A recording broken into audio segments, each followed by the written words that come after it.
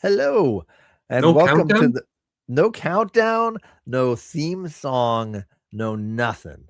Just welcome to the show. This is the 2025 Best of New Comic Book Day Book Club show. If That's there ever me was a time for pomp and circumstance, you blew it. and this guy, White Whale Comics. What is going on, Alec? Happy So, New Year. Happy New Year to you. Let's hope it's better than last. I mean, nowhere to go but up, I feel like, but we say that Well, almost that's what every you said year. before. It sounds vaguely familiar. For those that don't know, this show's been on YouTube for 7 whole years, gang. 7 years. And reading the best of New Comic Book Day books every single month for you, gang. And recounting our favorites usually at the end of every year. So here we are back again for another 5 favorites from 2025. And I will say, I read a lot. Really, in the last few months, I read most of it, but I read a lot this year.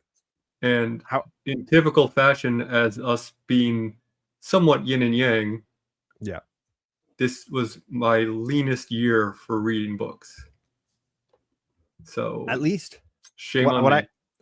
No shame, because that's I'm just shaming life. myself. You kind of had a big life event this year, if you didn't remember. Just so you know. No, I remember. By the way, thank you for the Christmas card. It was very cute. Yeah, you got all that extra weight on that one hand now. I know I can't turn the pages anymore. Hello to the folks in the chat, like Ruben Guzman. What's going on, Ruben? And Ryan from Magic Lasso. What's going on, Ryan? And Mr. Comics 89, Matt. And the one and only Gore Vidal. How you doing, Gore? 7 years. Second longest relationship I've ever had. Well, I got 2 teenagers, so you're not going to rank that high. Does that count? I mean, it's possible. They don't know how you feel about. You got parents too. Well, yeah, I guess. Yeah, when you're choosing those relationships, then I guess this would also be my second. Nice.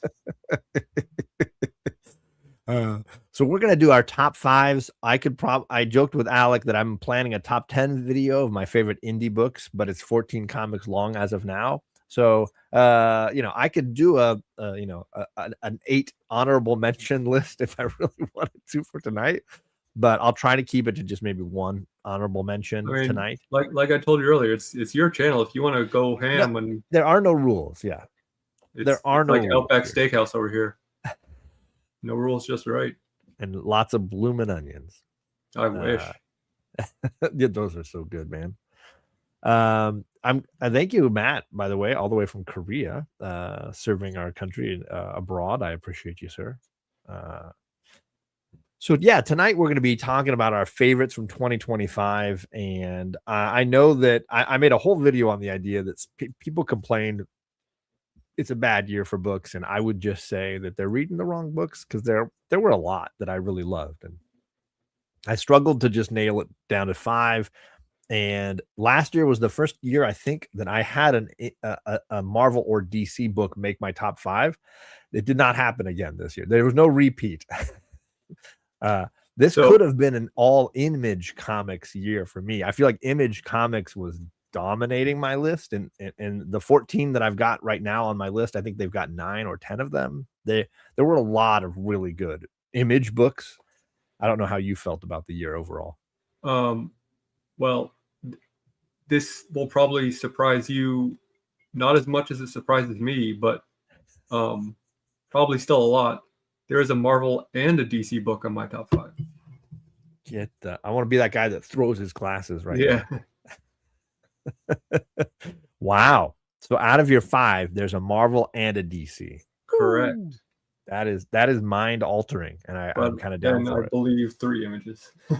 And 3 images. I mean, honestly, because I struggled. Of my top 7, I would say it's a little more evenly split, but in my top 5, it's like almost all the Image books made it there. So lots of good. There is one honorable mention that I would be remiss to not bring up. Nice. Okay, that is also an Image. So Okay, so then do we want Count to end with honorable mentions or start with honorable mentions? We'll probably start, as we were talking before we went live, doing a countdown from best to worst is not as interesting as. Yeah. It's a countdown. It is name for a reason. I get that. I get that. Okay, do you want to go first or second on your honorable mentions, sir? I'll go first. It's this is something we've talked about ad nauseum, and I just didn't want to put it in my top 3 years in a row, basically. But the final issue did come out this year, and it's the Deviant. Still like up there with Die and Little Bird, Sure. as some of the best, at least mainstream comic stuff that I've read in a very long time. For sure. Like I said, we've talked about it so much on this channel. I don't need to linger on it, but I couldn't not mention it in the list of things that came out this year.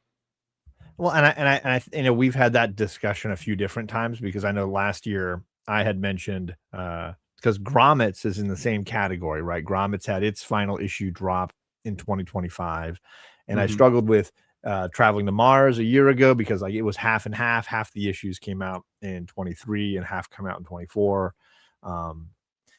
For me, yeah, Grommets and Deviant absolutely worthy of mentioning in more than 1 year. I think they're both exceptional comics and great storytelling and wonderfully different from one another. Yeah, I mean, I love Grommets as well.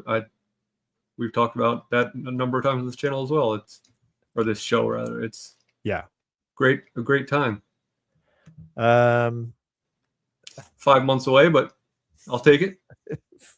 Am I baby New Year? Is that what's going on? I don't know what's going on. I know that JP, it's his birthday today, Yeah, and Cliff on Comics, it's his birthday today. But those are the two I'm aware of. But yeah, so Grommets and Deviant absolutely worth mentioning, and thankfully both available on trades right now, so you can get those if you haven't read them yet. They're both absolutely worth your time. And Grommets I want to bring up just because I felt like I've mentioned it in a lot of live streams and commented on a lot of videos for the best of the year, that I felt like this was the year of Rick Remender, and he obviously had a hand in Grommets finishing out as well, and then had 3 Image titles that came out during this year on top of that, and a 4th one that he got story credit on, not writing credit on. So was absolutely pumping out a ton of great books. So Grommets deserves mentioning, if only in the year of Remender that we're having right now. You can't trust people's born on New Year's. They start to live their lives by ruining their parents' party. Whew. I mean, I hate New Year's. It's my least favorite holiday. So yeah, I'd be happy to be, not having to go to in the hospital.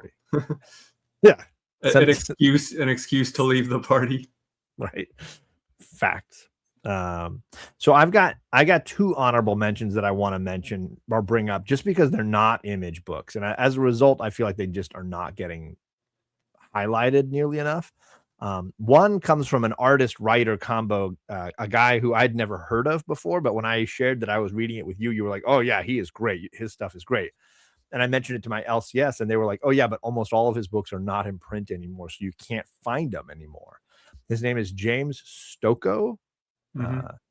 And this was an a Dark Horse Comics book called Orphan and the 5 Beasts. It's a continuing story.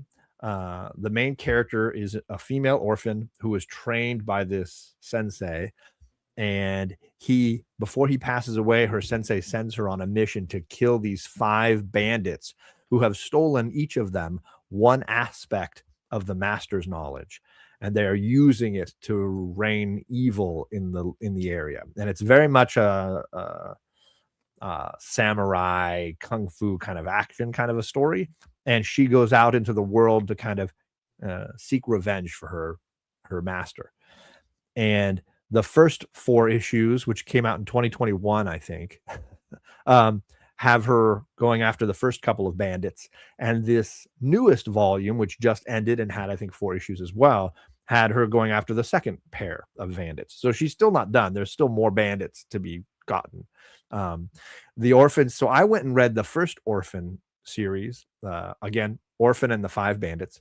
And the new series is called Orphan and the 5 Bandits, the Bath of Blood. This is a very violent book, incredibly graphic. I absolutely loved it. His artwork is insanely detailed. Oh my God. Yes. And I get why it took almost 4 years for him to do the next volume of this, because like, holy cow. But if you want to see like Quentin Tarantino done in a comic book form, that's what this felt like to me. Or Quentin Tarantino done well. I mean, you could argue that. Yes, absolutely. So I highly got beef recommend with him it. now, as a lot of people do. Well, Okay. because of his asshole comments about overall misogyny. Well, that too. His foot fetish. Feeling okay to use the N-word. Well, there's that as well. Yeah. So Orphan and the 5 Beasts, I highly recommend. I think it's only 7 issues. I was able to download all of them very easily and read them. So great entertainment. The other one is a book from Mad Cave called The Pale Knight by Peter Milligan and Val Rodriguez.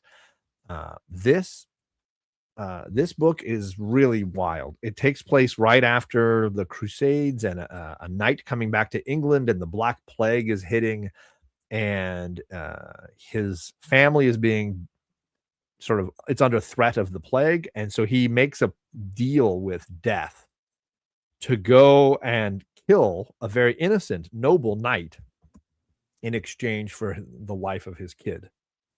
And it is dark and it is very violent, and the way that it represents sort of faith and the gods manipulating the mortals, and it's a very wild book, and the artwork is phenomenal. Val Rodriguez almost looks like they painted every single page of this thing. It's just gorgeous.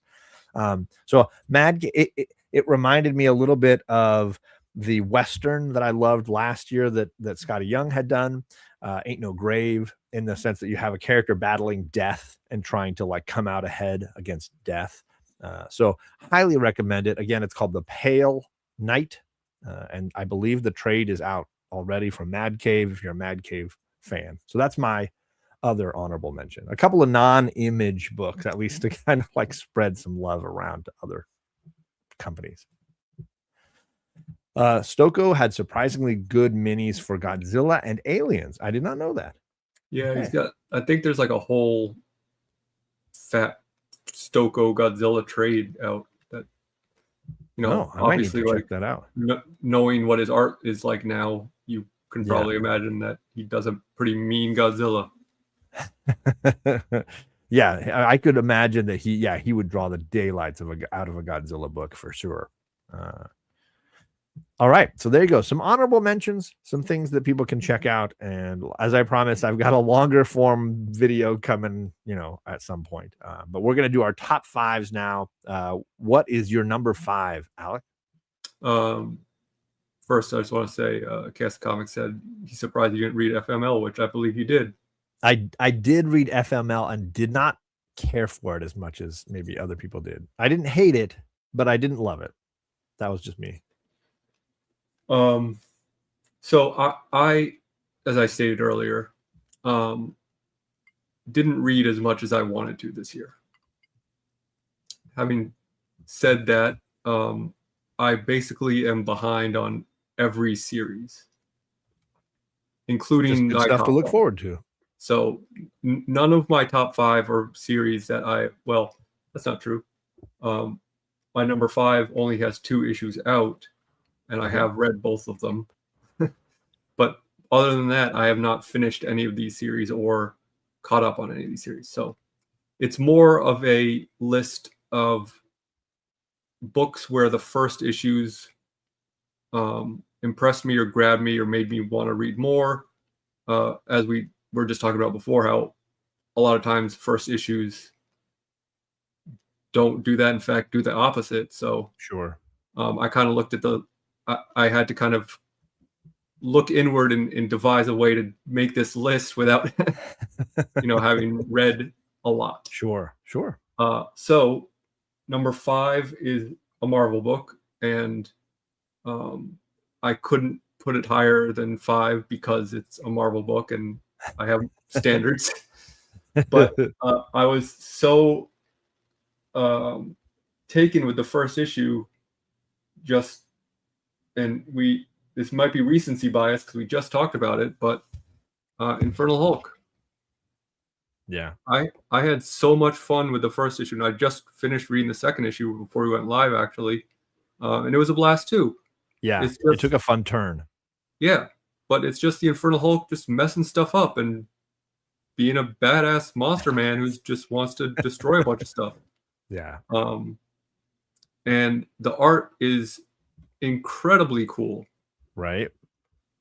Yeah, Hulk smash, no kidding. That was back in the day, World War Hulk. The first issue of that, I felt similarly enraptured by, because it was just Hulk just beating everybody up. And that's what you want from a Hulk book. Like, it's not rocket science. Just keep it simple, stupid. Just have Hulk smash. Like, if you want comics that examine things beyond destruction, read something else. For Hulk, just smash. Yeah. And this smashed. So smash or pass, smash.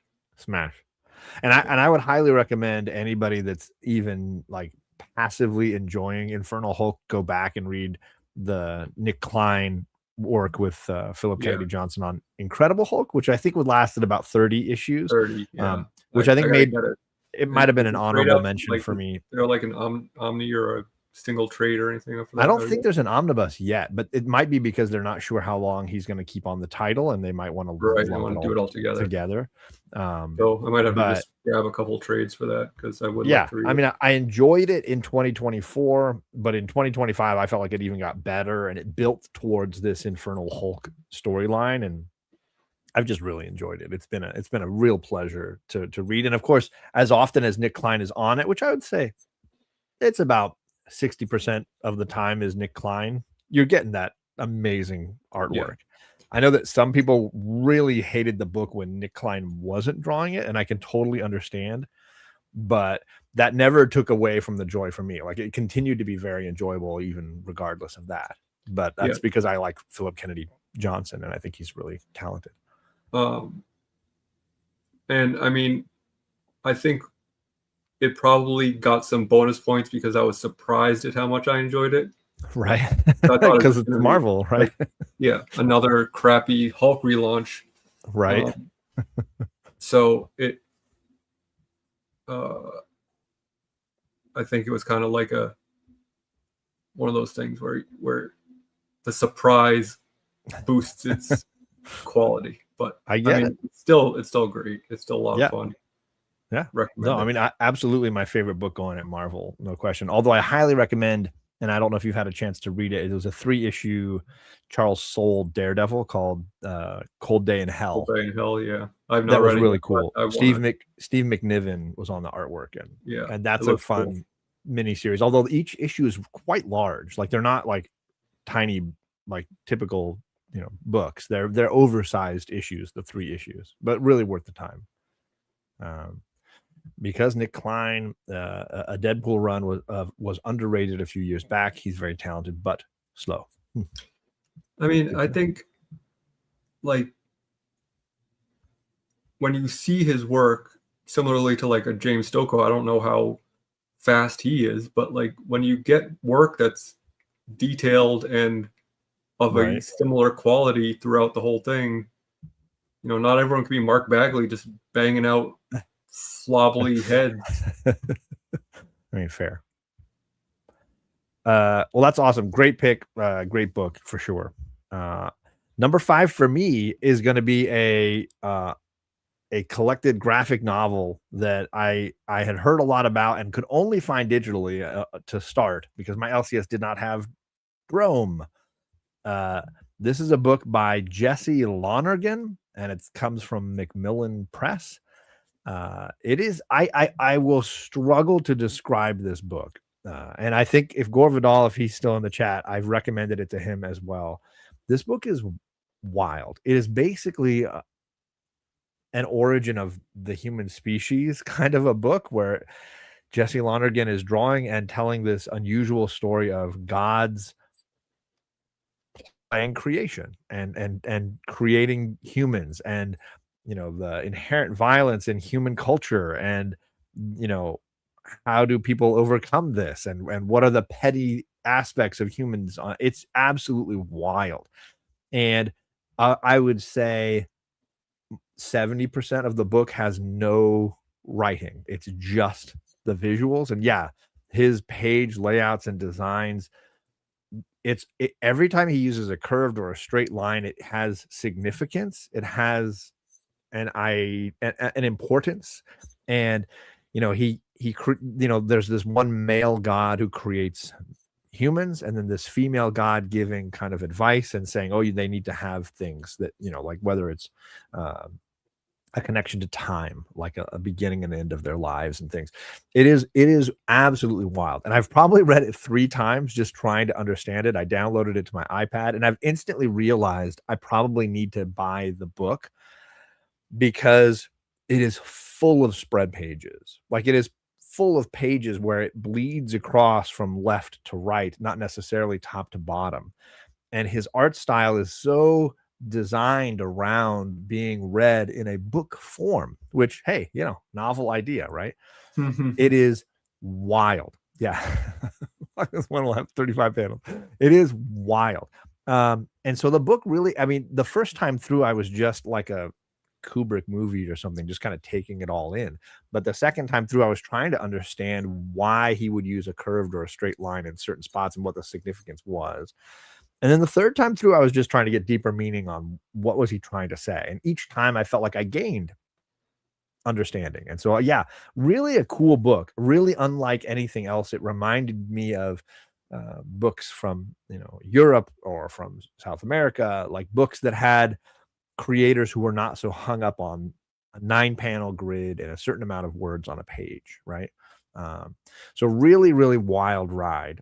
So it's called Drome, and Jesse Lonergan is the artist writer. And I found it on Amazon. I just downloaded it to my Kindle. But people that want to find it should be able to find hardcovers potentially from certain my LCS had never heard of it, and they're usually on top of these things. They were like, I have never heard of this book. They were like, you sure don't mean drone? I was like, no, Drome. So something different, something way out the box. So there you go. Interesting. I'll have to check that one out. Sounds cool. Yeah. Worth the time for sure. Definitely blew my mind enough that I was like, well, I can't not include it. You had me at Kubrick. Honor bound. Yeah, it definitely gave me some of those kind of the beginning of 2001 Space Odyssey vibes as far as a creation story, but you get to see the gods and their machinations, I guess. Speaking of Kubrick, quick aside, I just saw a TikTok. I think it was like Letterboxd interviewing some of the cast of Stranger Things and asking them like for their top 5 movies or whatever. And someone said Barry Lyndon, and I said, no, it's not. No way. No way have those kids seen Barry Lyndon. Of all the Kubrick even if you movies, have seen it, it's not one of your favorite movies.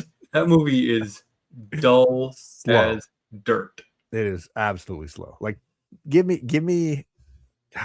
Brief Encounter over that one. Give me Paths of Glory. Give me Strangelove. Strangelove deserves the pick in the end. Strangelove is, I think, peak is the masterpiece. Yeah. I mean, way more than that. I'm not as big a Shining or Clockwork fan, but or Lolita. Or Lolita. Yeah. Well, I have daughters now. Lolita's out. Yeah. My attitude on that one changed pretty quick. Full Metal. Yeah, I mean, Full Metal for me is it struggles from being 2 different movies sewn together. But yeah, I mean, it certainly is, but it's kind of showing the. Anyway, we could talk about Kubrick. No, there's a point to that for sure. Yeah. All right, you want to do number 4? Sure. Number 4 for me is kind of a catch-all from something we were talking about earlier, but I narrowed it down to this one. It's The Escape by Rick Remender and Daniel Acuna. Yes, sir. And this is my special preview edition. And I want to say the newest issue just dropped either this week or last week. Yeah. Or yesterday. Which features the cover used in the thumbnail today. But that's when the story starts to really Remender change up. I think we're starting to get into new layers. Yeah. Obviously, we are both fans of Remender. We've talked about Righteous Thirst of Vengeance so many times on this channel. And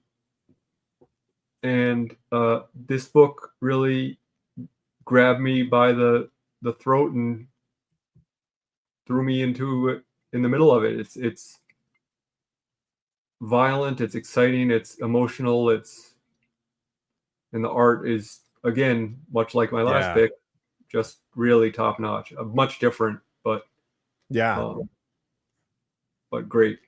And I look forward to rereading it as a whole when it's done, because I think it's gonna work really well as a completed story.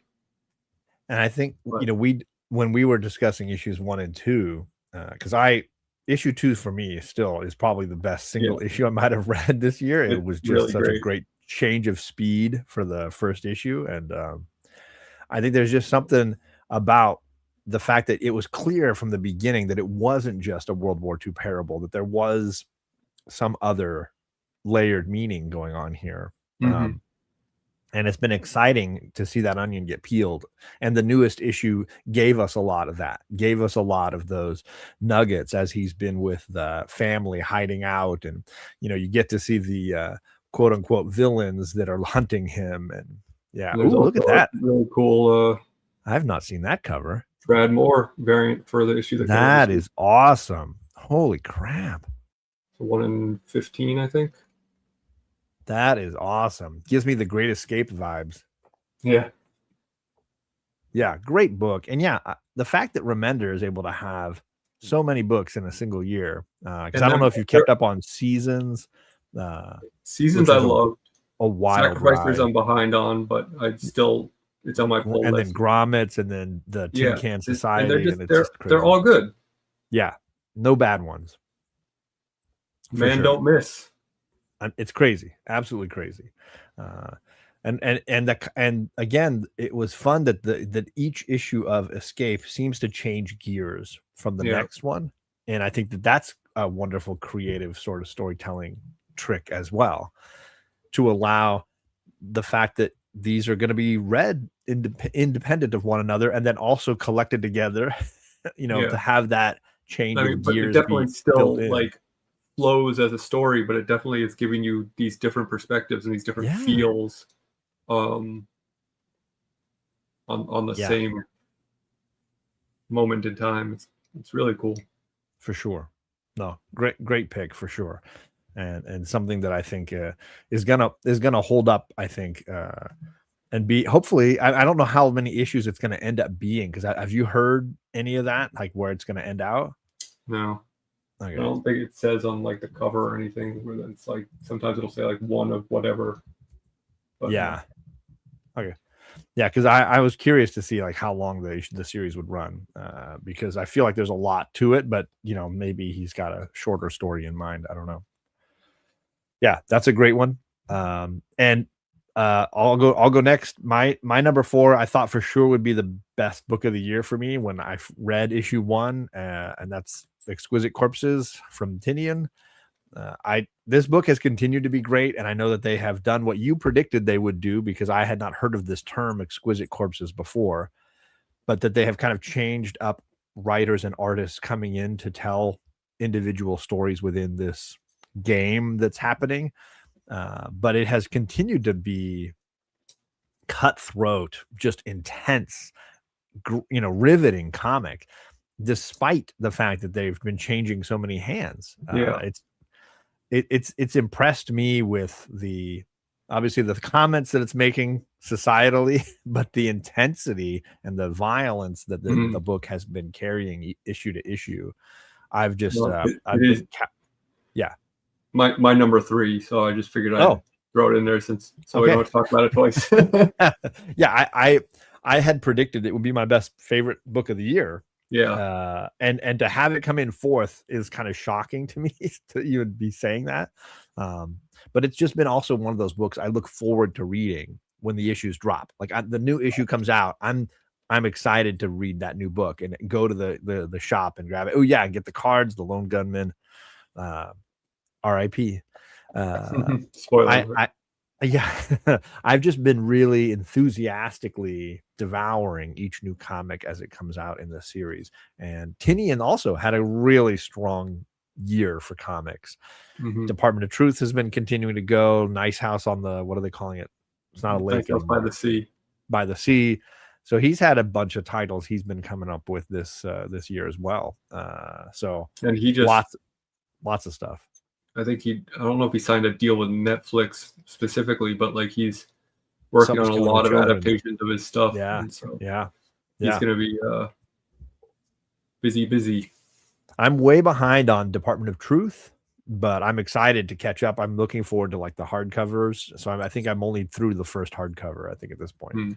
So that's another one that I'm looking forward to. So yeah, awesome. So then nice. What do you want to say about Exquisite Corpses? Yeah, I mean, it's just it's one of those things where they took a chance to do something different, and it really paid off. Because just as easily he could have just written this book on his own and said like, here, this is my vision for it. But the fact that it's like this experimental project, I mean, not that they came up with this idea, but this experimental project for a mainstream image book, it kind of that's what I was going to say. Where different creators get a chance to almost do like I don't know if you remember, a number of years ago DC did a series called Solo, where each issue was just a creator who was drawing and writing, and they just basically had free reign to do whatever they wanted and tell different stories. Was there like a structure or a theme to the story? Nope. Like some of them was like the Mike Allred one had a Batman and Robin story, but some of them were just like whatever stories that didn't even have to do with anything with DC. But Mike Allred did one.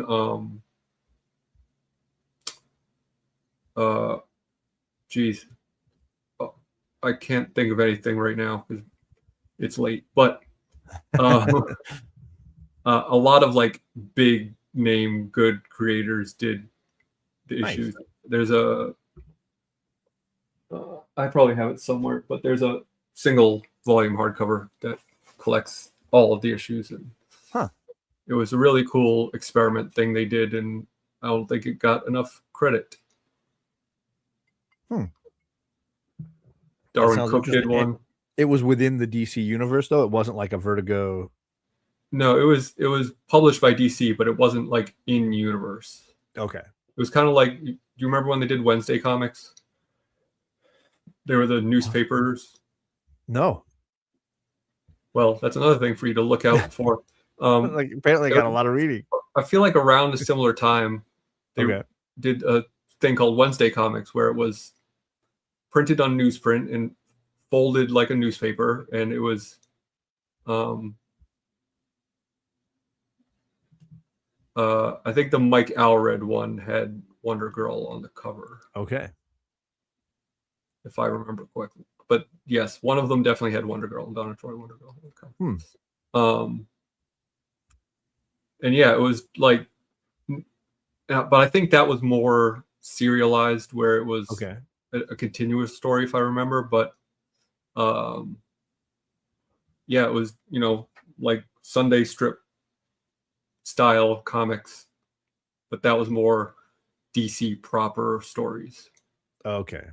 But versus like unrelated to DC universe stories. Okay. It was literally like, here's 48 pages do whatever you want as long as it's not like, you know, Nudity something and untoward that we yeah, can't put out on exactly. DC. But it just gave these artists like it felt very much like a lot of like indie, like real indie anthologies almost, where some stories were just a couple pages and some stories were half the issue, and so it anyway, getting back to Exquisite Corpses, it's not quite to that level of singularity in each issue, but it does kind of give artists and writers that opportunity to be like, okay, I want to tell my story about these characters for one issue or part of an issue or whatever the case may be. And it's a fun concept, and it's got some crazy characters, and it's a wild ride. That's what I gotta say about it. That went on for a long time. I apologize. No, I mean, I think it's certainly, if it's on both of our lists, it's definitely worth taking a little bit of time to discuss. And again, I feel like it's a very fast paced read, like a lot of Tinian stuff, and I think has definitely kept us riveted. Oh, there it is. Oh, and look, it's even doing the Bruce Wayne dance. But yeah, it's Tim Sale, Richard Corbin, Paul Pope, Howard Chaykin, Darwin Cook, Jordy Burnett, Michael Allred. Bangers. Yeah. And a number of others. That's awesome. It's definitely worth your time. I don't know if it's still in print, but I'll have to see if my shop's got a copy. Yeah.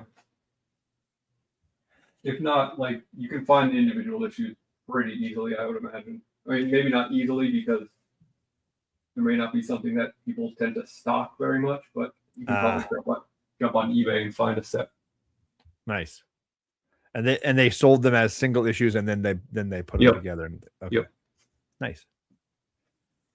Well, yeah, Exquisite Corpses, definitely check it out if you guys haven't. But I think most of the community seems to be well up on that one, just knowing how great it is. That one's not a secret. No. Big Nasty in the chat. What's going on, sir? Good to see you. So, I feel a sneeze coming on. Sorry about that. Number 3 for me. I'm a big Jeff Lemire fan, and I even messaged Alec saying, like, this book has definitely caught on for me. Like, it picked up a pace in 2025. I had been, loosely enjoying it. This is a Jeff Lemire drawn and written book. Those of you who are fans of like May's book might know kind of what you're in for as far as his art and writing style combination. I still haven't read Essex County yet. I still have got to read that. I've got it in a collected edition. I just haven't done it yet.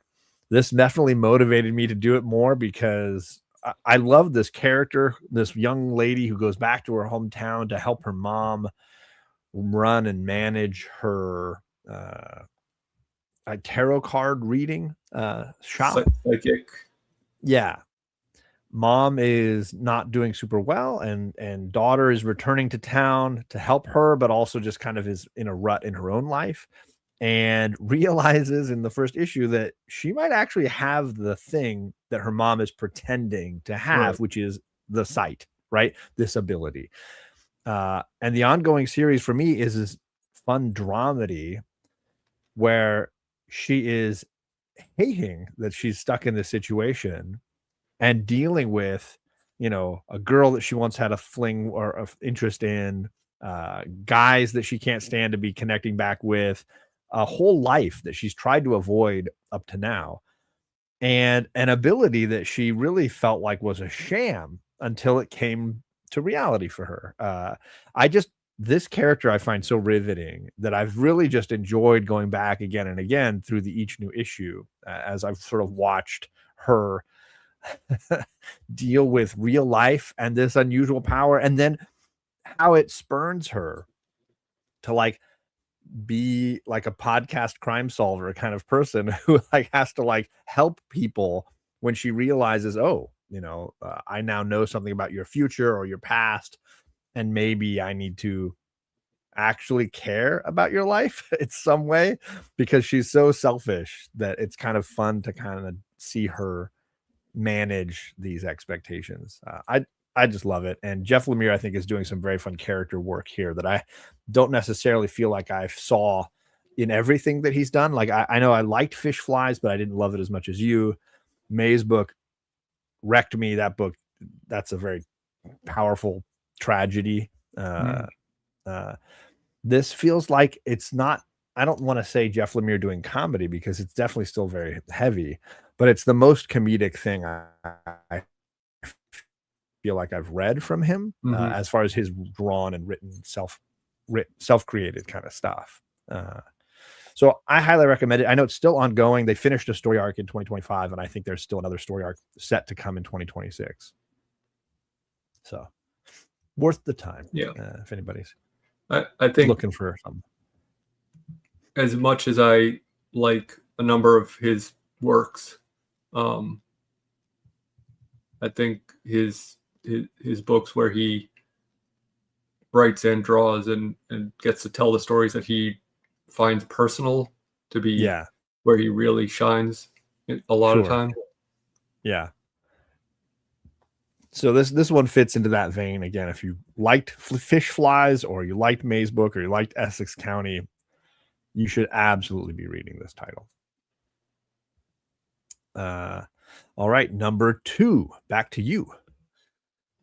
Number 2 is the DC entry on this list. And I finally started reading it because I picked up the trade. I had every intention of reading it when it came out in trade because I wanted to wait on this one, but it's Batman and Robin Year One by Wade and Somney. It's remarkable to me that Mark Waid is still so good after all these years. Like, right. He's been, you know, I don't want to say this disparagingly at all, but like a consistently quality writer, you know, like maybe not like blowing your mind every time, but what other writer has had a career that's spanned that amount of time that has, right, you know, say Wonder Woman. Good on you, because I don't like the Olive Garden very much. So I'm a snobby Northeasterner, and we don't eat at chain Italian restaurants. But on top of that, Chris Somney, for me, right, I think probably the best working artist today. Like every panel is beautiful. He's so consistent. He tells the story so well. I love his style. Yeah. I mean, buy me a bloomin' onion, man.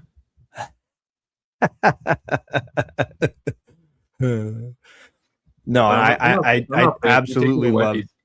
I absolutely love this book too, and bought the hardcover, and it definitely makes my list of the best books at DC. I will say, Absolute Wonder Woman still continues to be one of those really great books. If you get back around to catching up with that one, but yeah, there's no flaw here. And yeah, Mark Waid and Chris Samney. This reminds me of when they did Daredevil together. Yep. Which was great like run 20 years ago now. Probably. They did I'm pretty sure it was them. It was like a short run of Captain America from like 600 to 605. Oh, before they restarted the run one of the times. I'm pretty sure it was them together, and that was a really great little run of stories as well. And again, Wade is having this kind of renaissance from doing World's Finest over there at DC, and then now he's on to Justice League Unlimited, and I remember when he was doing JLA, and I really enjoyed his JLA stuff. Always really seems to have a knack for the DC characters in particular. Yeah. But yeah, I mean, it's dramatic when it needs to be. It's comedic when it needs to be. His characterization of a young Dick Grayson is just top notch, and his interactions between Batman and Robin on their first couple of missions are just so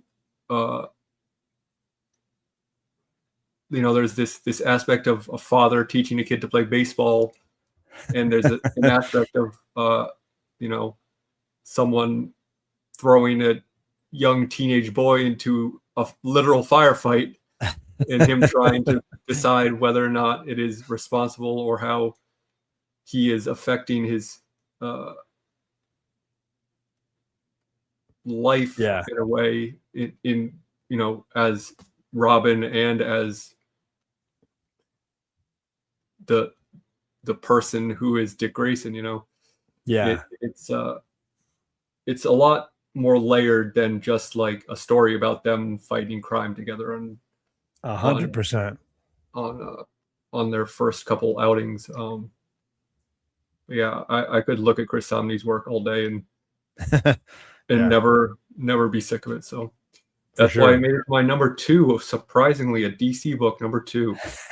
Well, I was expecting it to be Absolute Wonder Woman, so this is kind of fun.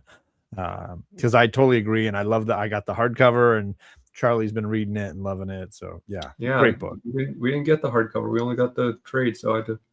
Shame on DC.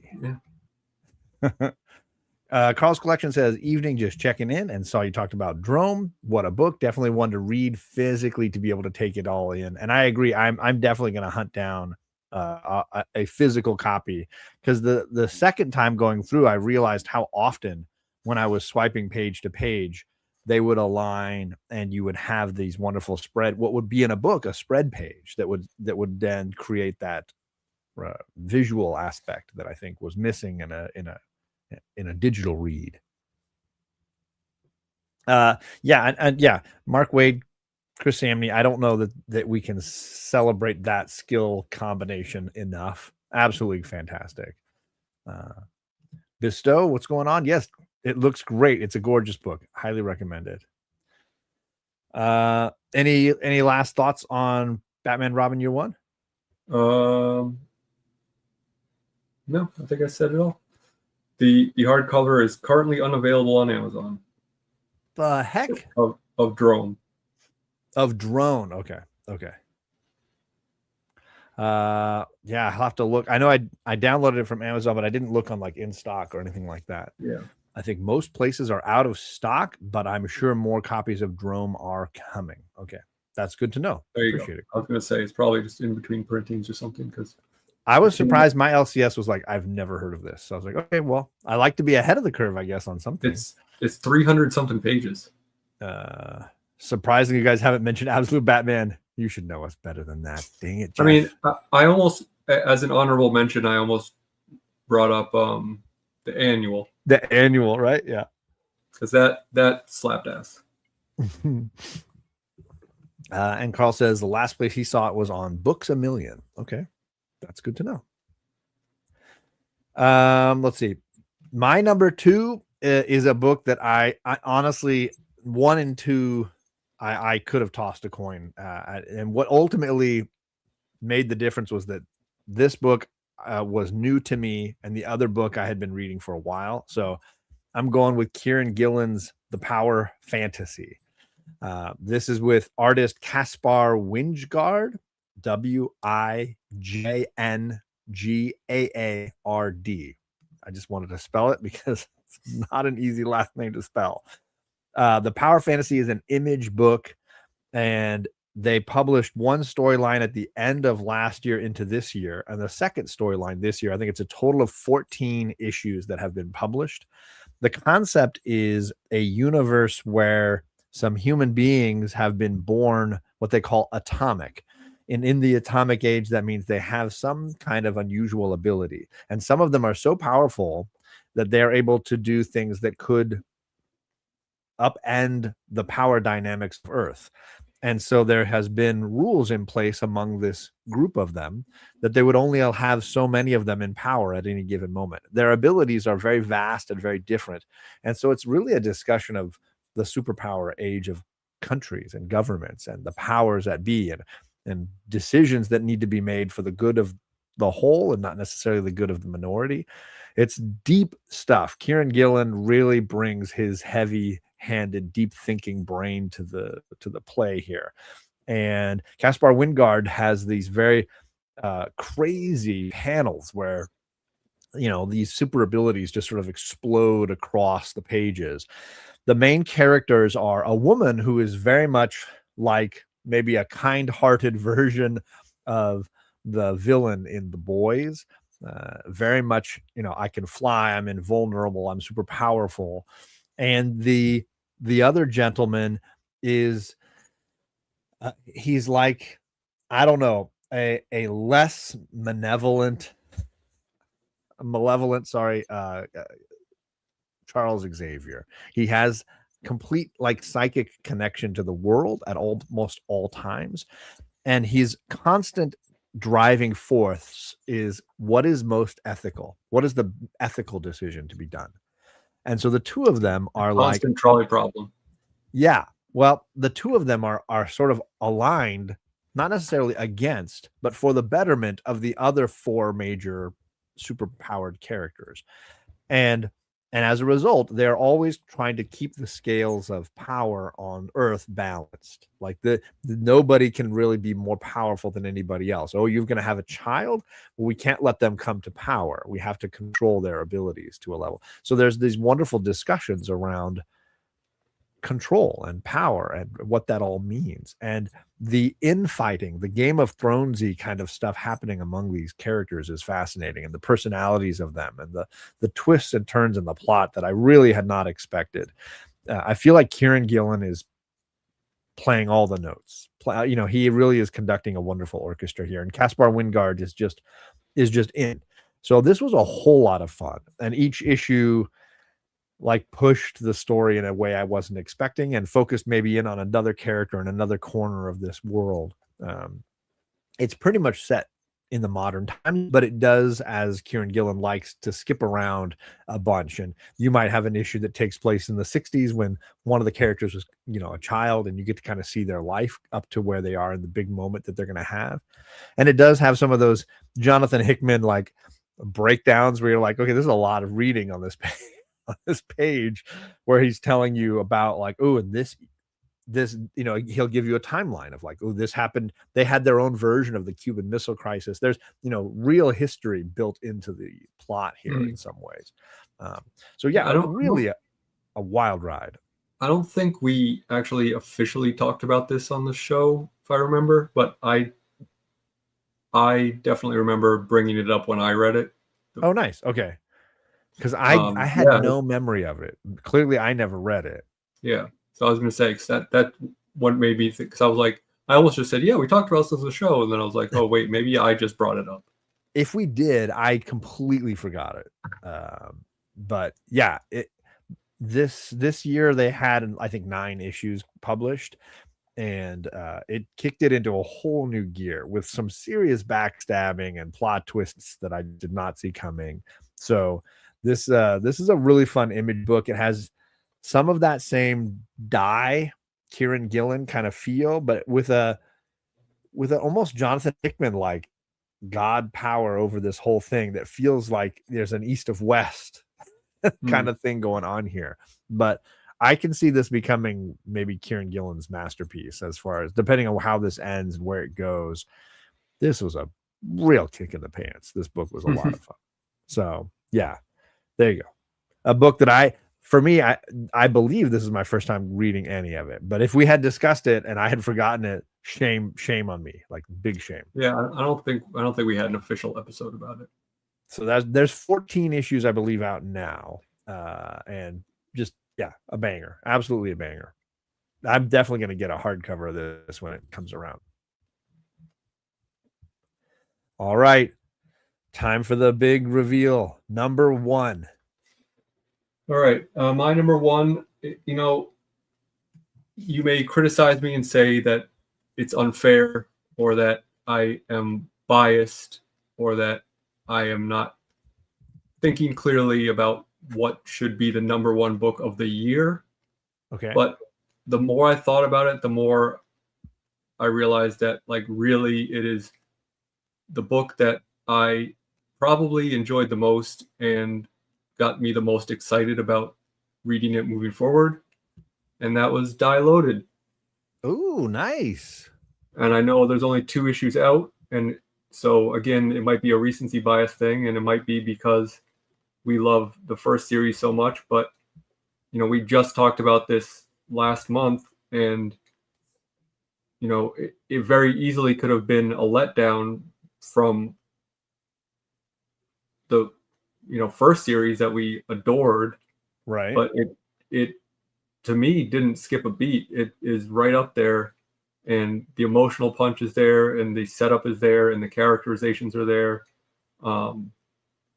and it is everything I loved about the first series, just continued with a new subtitle. So I decided there wasn't any reason for me not to assume that it's going to continue to be great, and that this was my favorite issue of the year.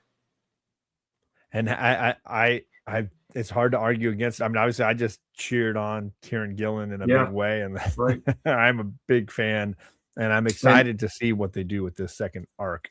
I was not surprised for you, anything you said about the praise you gave Power Fantasy, except for the fact that you said it might be his masterpiece because of how much I know you love Die, which to me is like hard to argue it not being someone's masterpiece in the comic world. So I something about Power Fantasy feels like it may just be that Die has this whole, it's just a game. Like it's only impacting their lives inside this game. Power Fantasy feels like it's impacting the world. Like it feels like it feels like a microcosm versus a macrocosm, I guess. And neither one is bad or better, but there's just something seemingly more impactful maybe in Power Fantasy. Or it may just be I read more of it in one big chunk. Yeah. Recently. Another recency bias. And as I said at the beginning of the show, I am pretty much behind on everything right now, including Power Fantasy.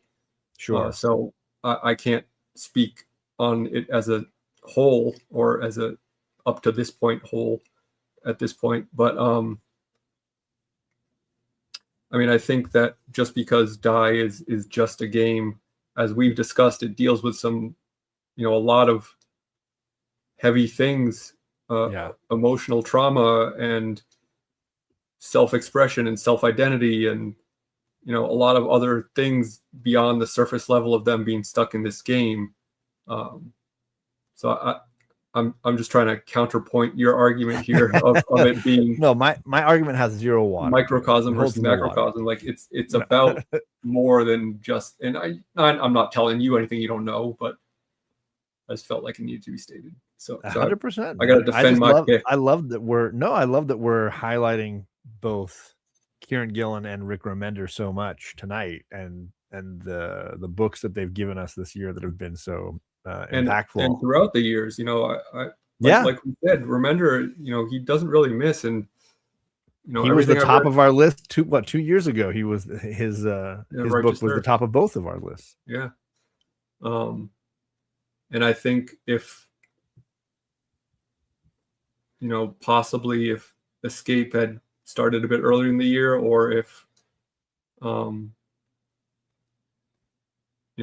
Sacrificers, or any one of those books could have possibly. Oh well, spoke too soon. Yeah, I mean, no, Sacrificers. I finally caught up on it, and I caught up on Power Fantasy, and now these are like, wow, what great ongoing worlds, and Max Fuyamara's artwork, and Stephanie Hans, and these are books that are so wonderfully drawn and so captivating, and Remender and Kieran Gillen are really just doing wonderful work at creating worlds that are different and vibrant and exciting, and characters that are so meaningful, relatable. Yeah. So yeah, And the reason Sacrificers was 1 and Power Fantasy was 2 for me was because I still feel guilty that that Sacrificers came in like as an honorable mention for me almost last year, even though I caught up on it. And then this year I felt like it got even better. Like the daughter of the God of Sun does a plot twist this year that I thought was so amazing that I was like, oh my, I didn't it was red for me. It's like, and it spurns Sacrificers for 2026 in a whole new exciting direction that I think I will be captivated to read more of that. And again, Max Fiumara, I feel like every page does something eye-popping and something mind-blowing, and the visual aspect of that universe with all the gods and all the the peasantry, the bird people down below. It's so creative and so visually exciting.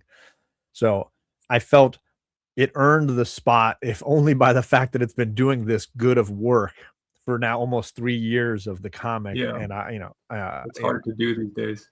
It's just so rare, and shockingly does not have a hardcover at this point. I think they're like 30 issues deep. It still does not have an Image hardcover yet, which is mind blowing because they're pumping those things out. Like write crazy. A letter. I'm going, yes, strongly worded. Image, I am so mad that I made 4 of my top 5 books come from your company. So yeah, I did pick Sacrificers as my favorite of the year. And again, it's been one of those books. And last year I mentioned it. This year I'm mentioning it. You could have picked any of Remender's books. I understand people that love the Seasons and they wanted that to be, that was one of their favorite books of the year. It was really good. He's just really doing great stuff. And then Kieran Gillen, same way. I mean, I had Immortal X-Men as an honorable mention, I think 2 years ago, which was a Kieran Gillen X book that was just so flippin' phenomenal. So Kieran Gillen has been on fire from in the time that we've been doing this series. I was going to say, like, looking back, certainly the last couple of years, how many of our top 5s have been Remender or Kieran Gillen? Like, they're pretty much mainstays of Jeff Lemire, or Jeff Lemire, these guys are all doing such great stuff. James Tinian. Yeah. Sorry, James Tynion. Sorry, am I saying it wrong? My bad. That's all right. So yeah, that I wanted to just at least highlight the Sacrificers as it could have been number 2 just as easily, but like I feel like it deserved it just as much a year ago. And now, having caught up and read it in one big go, this whole 2025 run of it, it's great, man. That book has continued to be great. So just like Die and just like Power Fantasy, and I think these are books that I think have continued to be a whole lot of fun. Yeah.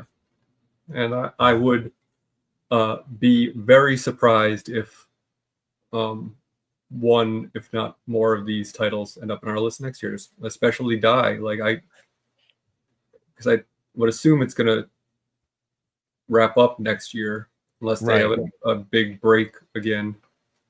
Well, because if they do 20 issues, it might actually go the whole year. Oh yeah, and then into the next, right?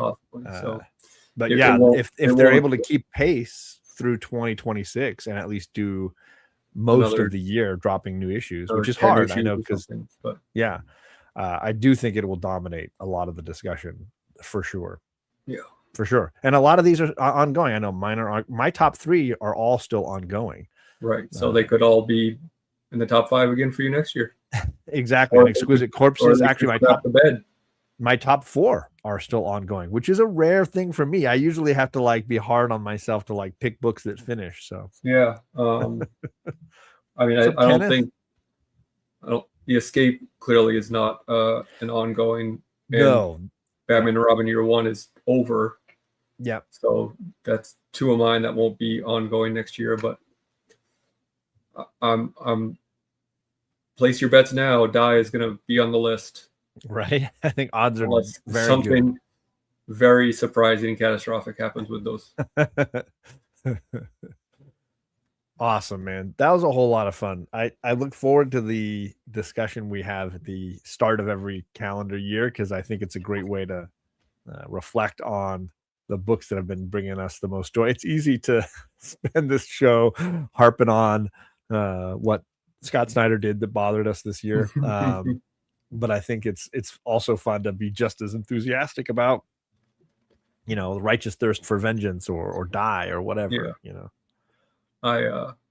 I really hope that at the end of this year or the beginning of 2027, if we make it, that I will have read more this year. Well, that's the other thing I've loved. Shout out to people like Nick Comic Culture, who do these great end of year best of books, because they stay on the books way better than I do. I tend to read a bunch in summer and a bunch here in the winter break. They are way more consistent. Nick does great content, and I love those videos because it's not always I'm going to agree with your picks as much as it is let me update my reading list and add these books to what I want to read this year. So if we've gotten 5 people to check out Die or Drome, that's a huge success. Well, yeah, I mean, and even last year, I remember looking at different best of lists before I made my decision, just curiosity's sake of saying what did other people enjoy this year. And I kept seeing that book Nights, which ended up on my top 5. Sure. And I gave it a shot because of those lists and loved it, obviously, since I put it in my top 5. So yeah, I mean, it's impossible unless your profession is to read comics. It's impossible to read everything that comes out. So utilizing other people as the community, as a hive mind of readers, really can help you find some good stuff. Or at the very least, things. Yeah. Spoiler alert. No, I totally agree. It's wonderful to have a curating that kind of happens, because you hear people maybe describe a book a certain way, or you see a page of artwork, or you hear a writer or an artist's name, and you start saying, oh, okay, that's now going to make my list, right? And Gore is here. Good to see you, Gore. Rachel Rising and Lazarus, he's always hyping those stories up for sure. I got to catch up on a lot of that stuff. I know that JP finally, happy birthday, JP, if you're watching this. Happy birthday, JP. I know he read Rachel Rising, the trilogy of novels, this year. So he's all caught up. I've just got it on my Kindle. At some point I'll get to it. So yeah, gang, that's our best of 2025 wrap up. Those are the books, the honorable mentions, the all good fun. We're going to be hopefully on my channel Sunday for Dungeons and Dragons. So it's been a minute. I know we had 3 weeks. I had this great idea. As soon as we ended the last episode, I was like, oh, I can't wait to try this. And now it's been so long, I don't even remember what it was. Just totally forgotten it. All right. Hopefully it'll come back. Hopefully it'll come back. I've been dropping my favorite books of 2025 videos. My Marvel one came out this week. The DC one comes out next week, and I have to shoot the indie one. So those will all be coming out.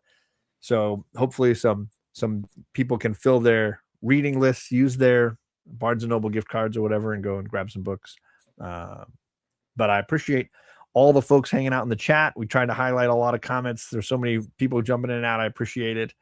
But thanks everybody for coming by, and we'll be back on Alec's channel. His link is down below. We'll be on his channel at the start of February to look at the best books from January and talk a little bit about maybe what's coming to your LCSs. So we'll see you guys all again over on his channel. Peace. Bye.